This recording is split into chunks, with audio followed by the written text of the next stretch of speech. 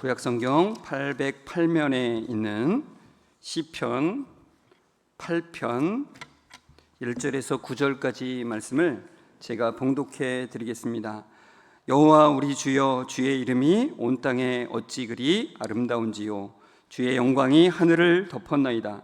주의 대적으로 말미암아 어린아이들과 젖먹이들의 입으로 권능을 세우시며 이는 원수들과 보복자들을 잠잠하게 하려 하심이니이다.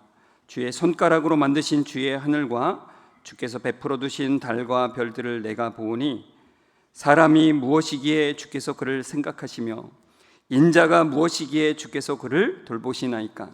그를 하나님보다 조금 못하게 하시고 영화와 존귀로 관을 씌우셨나이다.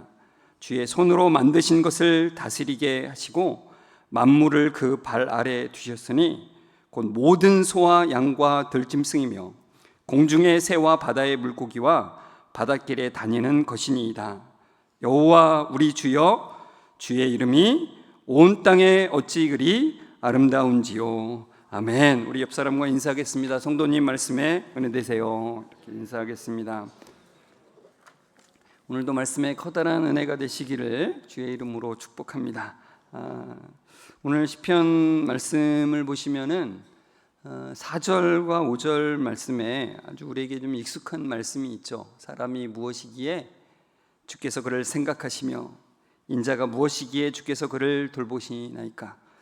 그를 하나님보다 조금 못하게 하시고 영화와 존귀로 관을 씌우셨나이다. 이 말씀을 보면 사람에 대해서, 즉 그러니까 우리 자신에 대해서 참 많은 생각을 하게 합니다. 사람이 무엇이기에 주님께서 이렇게 마음을 써주시는지, 인자가 과연 무엇이기에 이토록 하나님께서 돌봐주시는지를 생각하게 된다는 거죠. 주님께서 사람을 하나님보다 조금 못하게 만드시고 영광과 존귀로 관을 씌우셨다 그래요. 그러니까 피조물뿐인 우리에게 너무나 큰 영광과 존귀함을 주셨다는 거예요. 이 말씀은 우리가 창세기 1장을 생각하게 하는데, 창세기 1장 27에서 28절을 같이 읽을까요? 하나님이 자기 형상 곧 하나님의 형상대로 사람을 창조하시되 남자와 여자를 창조하시고 하나님이 그들에게 복을 주시며 하나님이 그들에게 이르시되 생육하고 번성하여 땅에 충만하라. 땅을 정복하라. 바다의 물고기와 하늘의 새와 땅에 움직이는 모든 생물을 다스리라 하시니라. 아멘. 하나님께서는 하나님의 형상대로 사람을 창조하셨습니다. 그리고 모든 생물을 다스리는 권세를 주셨습니다. 이 말씀을 토대로 해서 웨스트민스터 그 소유리 문답 신문이 만들어졌는데요. 그 10번째 물음이죠. 그 물음이 이겁니다. 하나님께서 사람을 어떻게 지으셨습니까? 답을 한번 같이 읽어볼까요? 하나님께서 사람을 자기 형상대로 지식과 의와 거룩함이 있게 남녀로 지으시되 모든 생물을 다스리게 하셨습니다. 여기에 이제 하나님의 형상대로 지었다는 것이 조금 더 설명이 돼 있죠. 첫 번째는 지식을 주셨다는 거예요. 그러니까 단순히 세상 지식이 아니라 하나님을 알 수 있는 지식까지.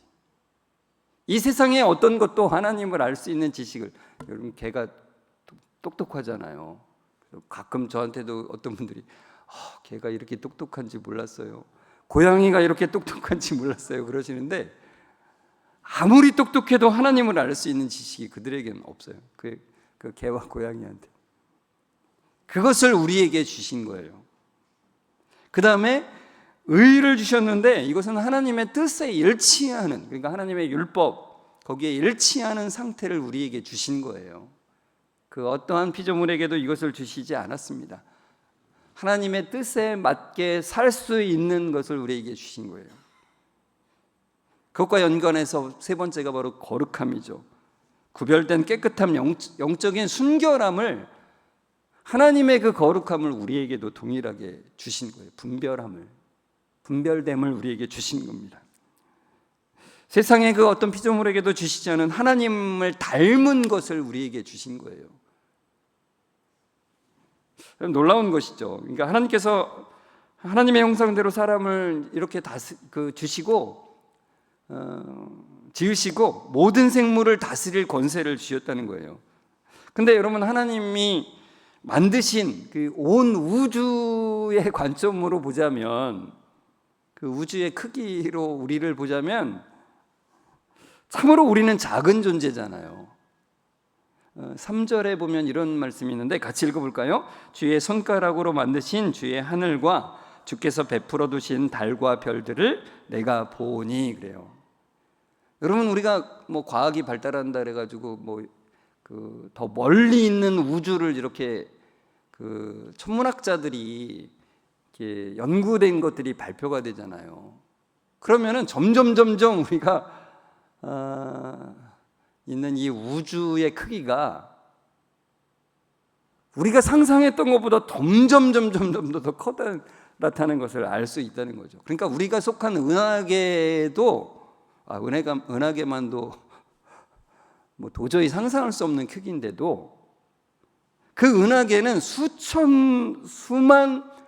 수억의 은하계 중에 하나일 뿐이라는 게 점점 너무나 많은 것 중에 하나라는 것이 계속 밝혀져 가고 있는 거죠. 그러니까 여러분, 주님의 손가락으로 만드신 이 하늘, 이 우주를 볼 때, 하나님께서 그 우주에 쏟아놓으신 그 달과 별들을 볼 때에, 그 광활함을 볼 때에 우리가 얼마나 먼지 같은 존재인지를 깨닫게 되잖아요. 깨닫는 게 은혜죠. 내가 대단한 줄 알고 사는 거는 망하는 길입니다. 내가 얼마나 먼지 같고 보잘것없는 존재라는 것을 깨닫는 게 참 은혜죠. 그래서 시편 기자가 이렇게 고백하는 거예요. 다윗이 사람이 무엇이기에 주께서 그를 생각하시며 인자가 무엇이기에 주께서 그를 돌보시나이까. 그를 하나님보다 조금 못하게 하시고 영화와 존귀로 관을 씌우셨습니다. 여기서 이제 이 사람이라고 하는 것은 히브리어로 에노시라고 하는 말인데, 그러니까 이 에노시는 단순히 인류를 말하기도 하지만 원래 원어적인 그 의미로 볼 때는 어떤 의미가 있냐면은 죽을 수밖에 없는 존재라는 뜻이에요. 사람은 죽을 수밖에 없는 존재, 그리고 그것과 연관해서 연약한 존재라고 하는 뜻을 가지고 있어요. 여러분, 우리 자신을 보시면서 그것을 깨닫는 게 참 귀한 거예요. 은혜예요. 내가 죽을 수밖에 없는 존재라는 것을 깨닫는 것. 그것이 언제 올지 모르는 시간이 제한되어 있는 존재라는 것을 깨닫는 것. 그리고 연약한 존재라는 것을 깨닫는 것이 참 은혜라는 거죠.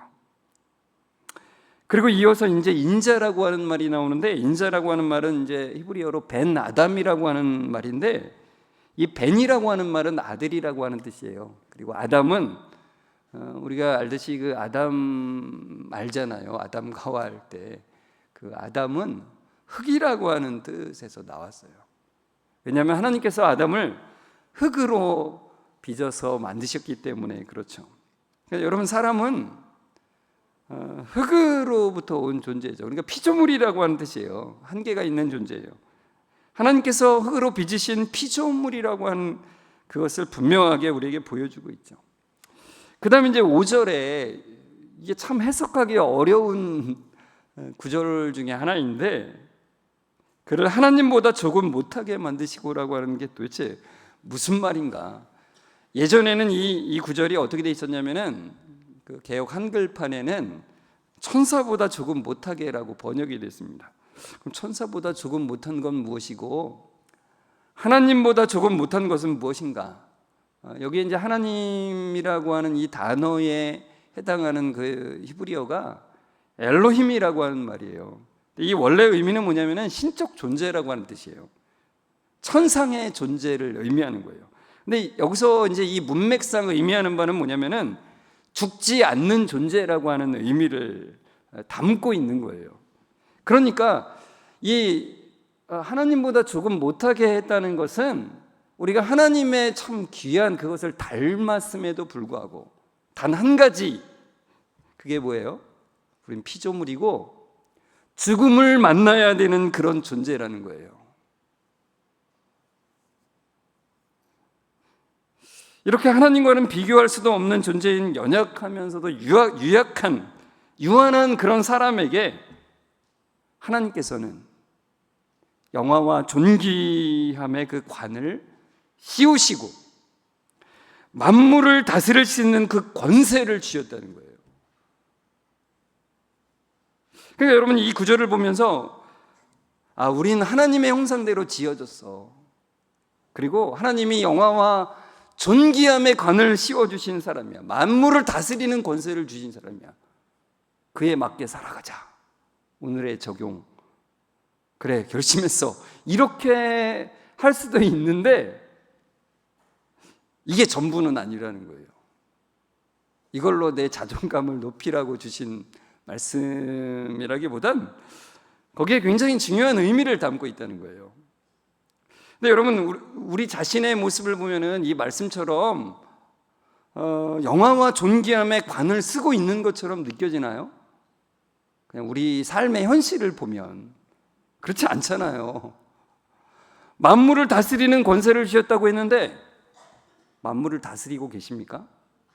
개를 키우시는 분들, 우리 성도들 중에서 보면은 개를 어떻게 할 줄을 몰라서 제가 신방을 가면은 개가 짖어가지고 그 개를 어떻게 처리를 해, 처리가 아니라 다른 곳에 맡겨야 되는 그런 걸 보면은 사람이 개를 다스리는 건지 개가 사람을 다스리는 건지를 헷갈릴 때가 있어요. 우리는 하나님께서 이 세상을 다스릴 권세를 주셨는데 그렇지 않은 것 같잖아요. 참 너무나 환경의 지배를 받고 살아가는 우리의 모습들을 보게 되죠. 그러니까 여러분, 우리가 이 성경 말씀을 보면서 성경에서 말씀하고 있는 이 의도들을 잘 제가 보라고 말씀드렸잖아요. 이런 말씀에는 다 그 바탕에 깔려 있는 것들이 있다는 거예요. 우리의 죄악된 그 죄성에 대해서 분명하게 말씀을 또 여기에 깔고 있다는 거예요. 그러니까 여러분, 우리가 신앙이 자라가면서 이 말씀의 의도를 보면서 우리가 점점 깨달아가는 것이 있는 거예요. 그게 뭐냐면은 우리가 그 짓고 있는 이 죄가 얼마나 심각한지를 더 깊이 깨닫는 거라는 거예요. 그러니까 여러분, 제가 말씀드렸잖아요. 죄는 자기중심성이에요. 내가 하나님을 제쳐두고서 내 멋대로, 내 중심대로 판단하고 생각하고 말하고 행동하는 그것이 사실 솔직히 말하면 우리가 살아가면서 그렇게 심각하게 느끼지 않거든요. 그런데 이 말씀을 통해서 볼 때 그게 얼마나 심각한 것인지, 그게 하나님이 말씀하시는 반역죄인지를 분명하게 알아가는 거예요. 근데 제가 이렇게 말씀드리면 어떤 분들은 되게 불편하겠죠. 좀 좋게 은혜 기쁨으로 말하면 안 되나. 왜 이렇게 죄가 심각한 거를 계속 말씀하시나, 이렇게 생각할 수도 있죠. 그러나 성경의 의도는 그렇지 않습니다. 우리가 생각하는 것처럼 그렇지 않아요. 그 죄가 얼마나 심각한지 깨달아가는 게 진짜 하나님의 은혜를 알아가는 길이라고 말씀하시는 거예요. 그러면서 우리가 얼마나 연약한 존재인지를 깨닫게 된다는 거죠. 그러니 여러분, 이런 관점으로 다시 이 말씀을 보면 하나님의 영화와 존귀함으로 우리에게 관을 씌우시고 세상을 다스리는 권세를 우리에게 주신 것과는 우리가 너무나 멀리 떨어져 있다는 것을 우리가 본다는 거예요. 그게 무엇 때문에요? 죄성으로 인해서, 타락함으로 말미암아. 그러니까 성경은 하나님의 형상대로 창조된 인간을 말씀하고 있으면서도 동시에 무엇을 말해요? 타락해서 죄성을 가지고 있는 인간도 동시에 말씀하고 있다는 거예요. 그러니까 여러분, 시편 8편은 언뜻 보면은 우리 인간에게 하나님이 주신 그 영화와 존귀만 생각할 수 있지만 그렇잖아요. 이 가사로다가 그 불려진 노래들 있잖아요. 저도 그 노래를 처음에 막 들을 때, 난 존귀한 죄야, 막 이렇게 이거를 막 생각만 했었어요. 그런데 나중에 이제 제가 이제 이 시편을 연구했잖아요. 그 연구한 그 시편 전체를 연구하면서 이제 가장 중점적으로 연구한 그 몇 편의 그 8편의 시편이 있는데, 그 중에 하나가 바로 이 시편 8편이에요. 그래서 저에게는 굉장히 의미가 있는 시편이죠. 그 연구하면서 이 시편에 담겨진 너무나 커다란 그 구원의 그 이야기를 보면서 감격하지 않을 수가 없는 거예요. 그 이야기를 다 할 수는 없지만 여러분에게 핵심만 좀 말씀드리기를 원해요. 그 의미를 알기 위해서 우선은 우리가 사도행전 2장 29절에서 30절을 좀 같이 읽었으면 좋겠어요. 같이 읽어볼까요? 형제들아, 내가 조상 다윗에 대하여 담대히 말할 수 있노니 다윗이 죽어 장사되어 그 묘가 오늘까지 우리 중에 있도다. 그는 선지자라 하나님이 이미 맹세하사 그 자손 중에서 한 사람을 그 위에 앉게 하리라 하심을 알고. 그래요. 이건 누가 말한 거냐면 베드로가 말한 거예요.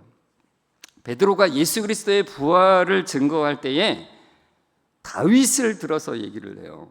그러면서 다윗을 뭐라 그래요? 다윗을 선지자라고 말해요. 왜냐하면 다윗은 예수님보다 1000년 전 사람이에요. 예수님 태어나기 1000년 전, BC 1000년이죠. 그 1000년 전에 태어난 사람이지만 다윗은 메시아 예수님을 만난 사람이에요. 그리고 그 예수님이 영원하신 하나님이시라는 것을 보았어요. 그는. 그리고 그분이 메시아로 이 땅에 인간의 몸을 입고 오실 것을 그는 본 거예요. 그래서 그것을 시편에 담아놨어요. 그래서 이 사도행전 2장에 베드로가 언급한 것은 이제 시편 16편을 들어서 얘기한 것인데, 그 시편 16편만이 아니라 다윗이 시편 곳곳에 이 메시아를 바라보면서 그것을 적어 놓은 거예요. 그 중에 하나가 바로 이 시편 8편이라는 거죠. 근데 이 시편 8편이 예수님을 말씀하고 있다는 것이 단순히 우리가 그냥 추정해서 연구해가지고 뭐 그냥 나온 게 아니라 성경이 그것을 증거하고 있다는 거예요. 명확하게. 히브리서 2장 6절에서 9절을 보면은 아주 명확하게 나와 있습니다. 우리 히브리서 2장 6절부터 먼저 읽어볼까요? 그러나 누구인가가 어디에서 증언하여 이르되 사람이 무엇이기에 주께서 그를 생각하시며 인자가 무엇이기에 주께서 그를 돌보시나이까. 그 다음에 9절을 읽겠습니다. 오직 우리가 천사들보다 잠시 동안 못하게 하심을 입은 자 곧 죽음의 고난 받으심으로 말미암아 영광과 존귀로 관을 쓰신 예수를 보니 이를 행하심은 하나님의 은혜로 말미암아 모든 사람을 위하여 죽음을 맛보려 하심이라. 그래요. 여러분, 제가 히브리서 2장 6절에서 9절 다 썼으면 좋겠는데 양이 많아가지고 우선 6절과 9절만 썼거든요. 여기서는 제가 이 앞에 이렇게 제한적으로 여러분에게 보여드리지만, 저는 여러분이 제가 이 말씀을 준비하면서 이걸로 끝나지 않았으면 좋겠다. 다시 설교 영상을 보시면서 이 말씀을 이렇게 성경으로 다시 펴서 묵상하시면 좋겠다. 그런 생각이 들었어요. 그러면은 더 커다란 풍성한 은혜를 누리실 거예요. 그 은혜를 누리셨으면 좋겠어요. 여러분, 히브리서 2장 6절에서 9절을 통해서 분명하게 우리에게 말씀하죠. 이 시편 8편에서 말씀하는 그 사람은 우리들을 말하면서 동시에 그 한 분을 말하고 있다는 것을 분명하게 말해주고 있어요. 그게 누구예요? 예수 그리스도예요. 하나님께서 그의 형상대로 인간을 창조하셨는데, 그리고 영광과 존귀로 관을 씌우시고 온 만물을 다스릴 수 있는 권세를 주셨는데 그 인간이 타락을 해버렸죠. 그래서 그것을 잃어버렸기 때문에 그것을 회복하시는 예수 그리스도를 우리 가운데 보내신 것을 여기에 담고 있다라는 거예요. 그러니까 여러분, 천사들보다 잠시 못하게 하시면, 이거를 이제 시편 8편에서는 하나님보다 조금 못하게 하셨다라고 했잖아요. 이게 뭘 말하는 거예요? 죽음을 만나야 되는 존재라고 했다 그랬잖아요. 그러니까요, 이 말씀은 그런 거예요. 예수님은 죽음과는 상관없으신 영원하신 분이신데, 그분이 우리를 죽음의 저주에서 구하시기 위해서 죽음을 만나야 되는 존재로 오셨다는 거예요. 죽음을 당하셔야 되는 존재로 이 땅에 오셨다는 거예요. 인간이 죄로 인해서 죽음의 저주 가운데 있게 되자 인간의 연약함 속으로 들어오셨다는 것을 말씀하는 거예요. 왜요? 우리는 죽음을 해결할 수 없는 존재이기 때문에 그것을 대신 해결하시기 위해서 오셨다는 거예요. 그런데 예수님은 오히려 그 죽음을 통해서 존귀와 영화의 관을 쓰신 거예요. 그러니까 여러분, 우리가 십자가를 볼 때에 우리가 지금 생각하는 것보다 상상 이상의, 그 당시 사람들은 그 십자가를 볼 때에 저주의 그 이미지가 드는 거예요. 그러니까 어떤 목사님이 그 얘기를 하시더라고요. 옛날 같으면 십자가 목걸이를 걸고 다니는 것은 상상할 수가 없는 일이라는 거예요. 어떻게 저주의 상징을 여기다 달고 다닐 수 있냐는 거죠. 그런데 성경이 말하는 것은 그거예요. 그 저주의 상징인 십자가가 존귀와 영화의 관의 상징이 되었다는 거죠. 그리고 부활하심으로 모든 것을 다스리시는 자가 되는 거예요. 그래서 그리스도와 합하여진 자들이 이 일이 그리스도 안에서 일어나게 하셨다는 거예요. 시편 8편 2절에 보면 이런 말씀이 있죠. 같이 읽어볼까요? 주의 대적으로 말미암아 어린아이들과 젖먹이들의 입으로 권능을 세우시며 이는 원수들과 보복자들을 잠잠하게 하려 하심이니이다. 그래요. 그러니까 이게 예수님인지를 알고서 이 구절을 보면 이게 무엇을 말하는지를 알게 돼요. 그러니까 어린아이와 젖먹이들은 가장 연약한 자를 말해요.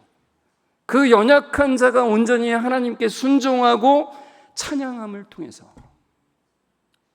대적자들을 잠잠케 하시는 그 역사를 이루시는 하나님이시거든요.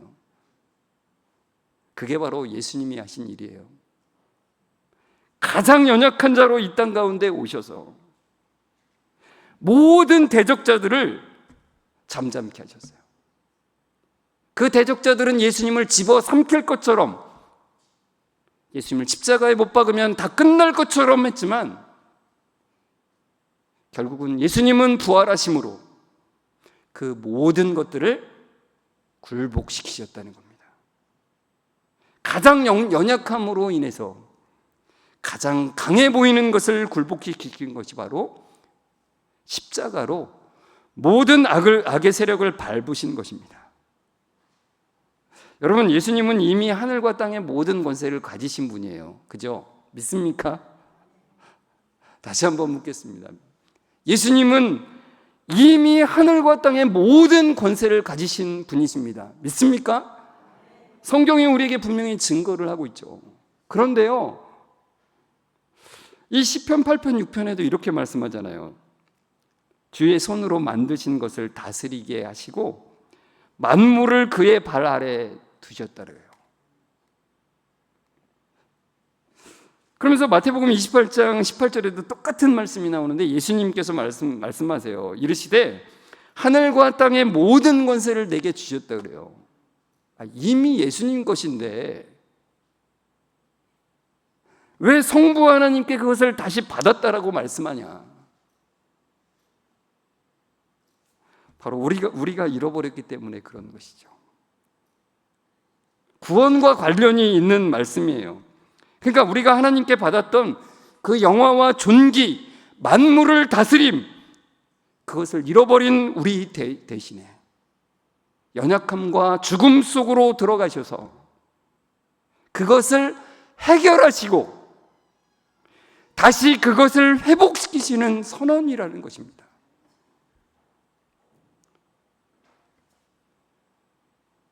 그것을 아는 자는요, 찬양하지 않을 수가 없어요. 그 놀라운 구원을 베푸시는 하나님을 찬양하지 않을 수 없는 거죠. 이 시편 8편은요, 찬양으로 시작해서 찬양으로 마무리되죠. 시작과 마지막이 똑같아요. 여호와 우리 주여, 주의 이름이 온 땅에 어찌 그리 아름다우신지요. 같이 다시 한번 우리의 고백으로 읽을까요? 여호와 우리 주여, 주의 이름이 온 땅에 어찌 그리 아름다운지요. 이 하나님의 구원의 이 놀라우심을 아는 자는 그의 이름을 찬양하지 않을 수 없어요. 그의 이름이 얼마나 아름다운지를 찬양하지 않을 수 없어요.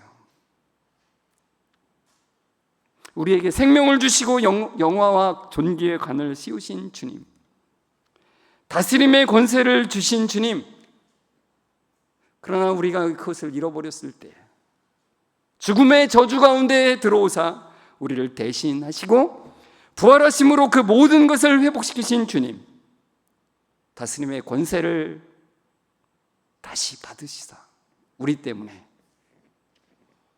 그래서 그 영광을 우리 것이 되게 하시고 그 다스림의 권세를 우리 것이 되게 하시는 거예요. 자격 없는 우리에게.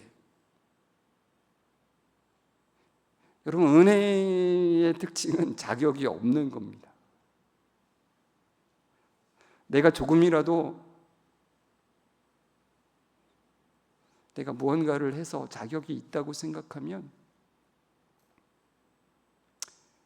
그건 은혜와 상관이 없는 거예요. 그 자격이 없는 우리에게 그것을 주셨어요. 그 영광과 권세를 주셨어요. 예수 그리스도로 말미암아 가능한 겁니다. 그러니 여러분, 그것을 아는 자가 어찌 찬양하지 않을 수 있겠습니까? 여호와 우리 주여, 그 놀라운 구원을 베푸신, 우리가 상상할 수조차 없는 그 구원의 계획과 그 섭리와 은혜로 우리를 인도하시는 그 이름을 어찌 찬양하지 않을 수 있겠습니까? 여러분, 이 시편 8편을 다시 한번 마음속으로 묵상하시면서 하나님의 놀라운 은혜를 깨닫고 그 마음 깊은 곳에서 그 구원을 베푸시는 그 놀라운 은혜로 말미암아서 모든 삶이 주의 영광 가운데, 존귀함 주심 가운데 기쁨으로 누리는 삶이 되시기를, 기쁨으로 찬양하고 예배하는 삶이 되시기를 주의 이름으로 축복합니다. 이 시간에 우리 같이 함께 말씀을 생각하면서 찬송가 303장 1절을 찬송하는데요, 여기 말씀에 그 가사에 이렇게 되어 있습니다. 날 위하여 십자가의 중한 고통 받으사 대신 죽은 주 예수의 사랑하신 은혜여, 보배로운 피를 흘려 영영 죽을 주에서 구속함을 받은 우리 어찌 찬양 안 할까. 우리에게 주신 그 영화와 존귀를, 다스림의 권세를 회복시키신 그 주님을 생각하면서 우리 같이 기쁨으로 이 시간 찬양했으면 좋겠습니다.